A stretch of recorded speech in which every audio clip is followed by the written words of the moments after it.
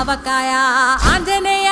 కథ మొదలెట్టినాడు చూడరయ్యా శక్తినంతా చూడగట్టి చెట్టు దులిపినాడు అంజయ్య ఎర్ర ఛాయ కోతి అవతార వెంటమాయ కత్తి సేత పట్టకుండా కాయ కోసినాడు కపిలయ్య